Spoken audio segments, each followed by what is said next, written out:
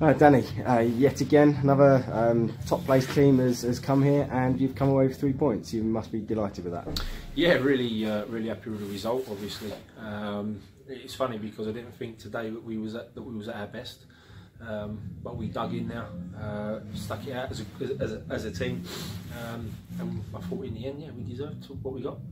And first half was a bit scrappy from both sides. Keepers really didn't have much to do. But second half, you really seemed to. We were pressing them really high up. They were trying to play it out the back. You were giving them no space, and they didn't like that at all. No, it was. I mean, look, we you know, in the first half we dropped off and let them have it, and it worked to a point. But in the second half, we felt that we could try and win it a little bit higher up the pitch. And yeah, it made them go a little bit longer. And you know, I thought Curtis was brilliant today. Dealt with everything. Taylor as well. And I think if you looked at it as from a team perspective, we never really got opened up at all. The opportunities that they had came from one or two people just switching off, or maybe not getting quite tight enough at times. But the positive was, you know, we looked half dangerous going forward. I think again our passing could have been a bit better at times, and that's what I'm talking about when I say I don't think we played to the levels that we've been playing at in recent weeks.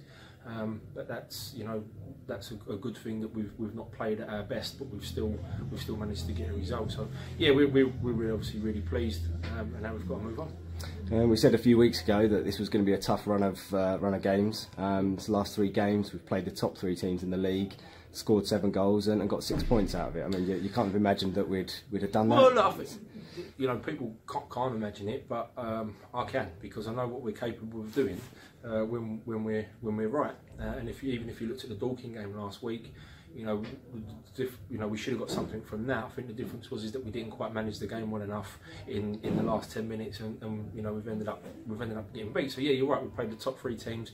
We've got 6 points out of it, and we've got to take all the positives from that we possibly can. But let's not get carried away. We've still got a long way to go and a lot of work to be done. But you know, with the group of players that we've got now, then we're capable of doing. And today's result, along with other results that have gone our way, means that we move out of the relegation zone for the first time in a while.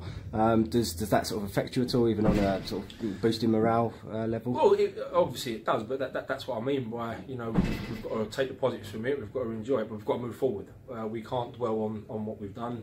Yes, we've got 6 points off of the top 3 teams, but now we've got to concentrate on Burgess Hill. You know, we don't play next Saturday, so things could change again, which is out of our hands. But yeah, we've just got to keep going, take it game by game. We can't look any further ahead than Burgess Hill, and we've now got a week and a bit to prepare for that game. That's the most important thing right now. And looking at the Burgess Hill game, that's one of the ironies of this season. We struggled in the games that we played at home against teams that have been around us, yeah, in that sort of lower end of the table. Is there any way in which you can now sort of take the last 3 games, those good performances, and use that just to get the team to forget about the poor performance we had against them earlier on in the season? Well, I think if you look at it, right, it's a completely different team now compared to what we had. There's a lot of different personnel. The mentality is different. The thought process and the work ethic is different. So it's something completely different. As I just said about the games that we've won, we can't look back at the games that we've lost, because we can't change them. All we can do is concentrate on the future and the future games that we've got left, and make sure that we do everything we can to get something from them. And Josh Bexon, again right at the end there in injury time, 2 fantastic saves which it would have preserved the win. He's done another fantastic job there. As I said to you a couple of weeks ago, mate, he's a very good goalkeeper. And yes, you know, over the last couple of weeks he might have made 1 or 2 mistakes that have cost us a couple of goals.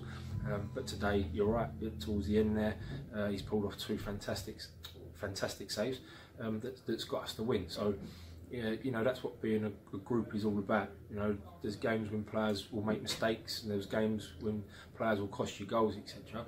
But you have to help each other to get out of trouble and to win games, and that's what Josh has done today.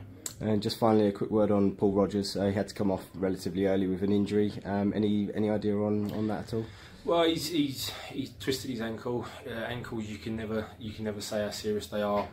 In this amount of time, you need to give them sort of 24, 48 hours to get the real thing. The good thing is that we've got this this little period now where he's got time to recover.